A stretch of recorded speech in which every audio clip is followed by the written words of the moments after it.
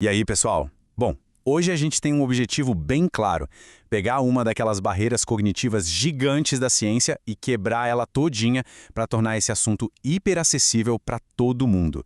A gente vai desvendar a imensidão do tempo profundo, sabe? Aquela escala geológica absurda do nosso planeta. É o tipo de coisa que vira a nossa cabeça do avesso e muda totalmente a forma como a gente enxerga o nosso lugar no universo. Então, bora traduzir tudo isso de um jeito bem direto, sem complicação e super envolvente. Então vamos mergulhar nisso. 4 bilhões e 600 milhões. Imagina esse número. Ele é super fácil de falar, né? Mas a magnitude real disso é um absurdo. Pensa que, até o século XX, a história da Terra era contada ali na casa dos milhares de anos. Aí cientistas começaram a estudar os registros geológicos a fundo, usando datação radiométrica e... Bum! A idade do planeta saltou para bilhões. Isso literalmente revolucionou a ciência como a gente conhece hoje.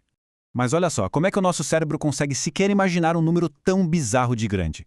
Vou ser bem sincero, é um desafio colossal. E tá tudo bem se você achar difícil de processar, porque a biologia humana simplesmente evoluiu para entender o tempo ali no curto prazo. Sabe, a gente capta muito bem o dia à noite, as fases da lua, as estações do ano, as coisas que estão na nossa cara. Mas o dia a dia não dá nenhuma pista pra gente sobre o que é esse tal de tempo profundo. E é exatamente essa ausência que torna os bilhões de anos uma verdadeira barreira para o nosso intelecto. E para colocar isso em perspectiva, o contraste entre essas duas realidades choca qualquer imaginação. Olha a diferença brutal entre o que a gente chama de tempo geológico e o nosso tempo histórico. De um lado, a gente tem esses 4 bilhões e 600 milhões de anos da Terra se formando, se moldando o tempo inteiro. Do outro, tem o tempo histórico, que é o surgimento da humanidade com comunicação escrita, que tem o que? Uns 7 mil anos no máximo. É uma fração tão, mas tão minúscula que ela praticamente desaparece na matemática. E essa imagem ilustra brilhantemente o que os pesquisadores falam. Tem um artigo muito legal da revista Terra Didática, lá da Unicamp, que confirma isso. Até a galera da universidade e até mesmo os professores têm uma super dificuldade de abstrair essa dimensão toda. Porque não é só decorar um monte de data antiga, não. É tentar processar eventos que estão absurdamente distantes de qualquer experiência humana comum. Exige um baita grau de abstração. Mas calma, porque a galera da ciência inventou uns truques geniais pra gente contornar isso. Para aproximar esse conhecimento da gente, eles criaram umas analogias fantásticas. Porque quando você reduz tudo para proporções familiares, o que era inimaginável fica visível. Se liga, se toda a história da Terra acontecesse em um único dia de 24 horas, a nossa existência inteira teria começado só nos últimos 3 segundos desse dia. 3 segundos! Num calendário de um ano, a gente só daria as caras nas horas finais da véspera de Ano Novo, já estourando champanhe. E se a Terra fosse um livrão de 460 mil páginas, a humanidade só faria estreia na página 459.600. Surreal, né?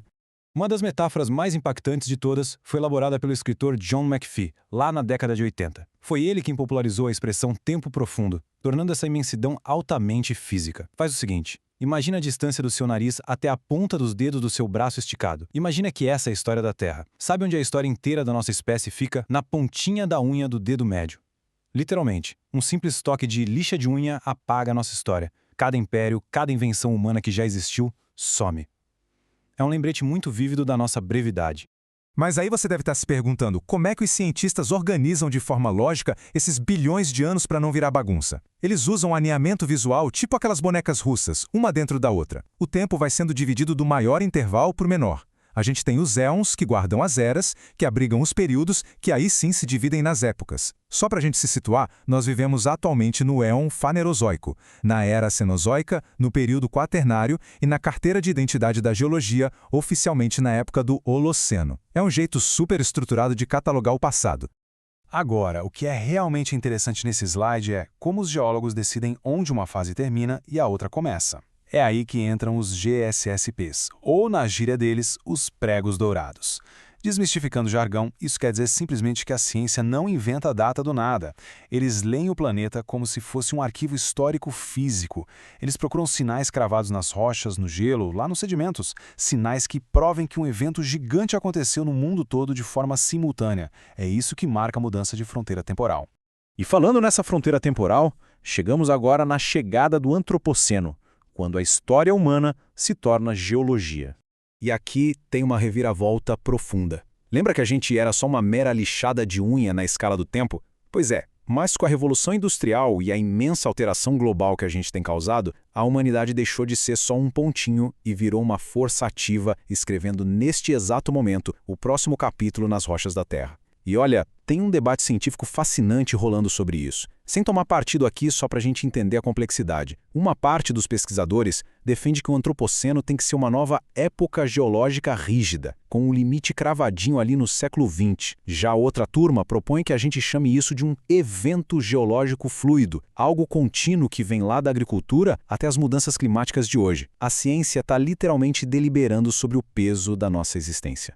Vamos passar adiante e ver como isso se constrói, porque aceitar essa ideia do tempo profundo exige muito mais do que só entender pedras, né? Como os estudos da área de educação ressaltam, assimilar esse conceito implica numa verdadeira reconstrução do pensamento humano. É uma quebra de paradigma que bate de frente com dogmas antigos, tira a humanidade daquele pedestal de centro absoluto do universo e insere a gente num fluxo contínuo e dinâmico de evolução. Então, o ponto crucial é: por que todo esse esforço mental importa pra gente hoje? Olha, entender o tempo geológico não é só uma curiosidade intelectual. É essencial para a nossa sobrevivência moderna. É o que dá a base para a gente gerenciar os recursos da Terra de forma responsável.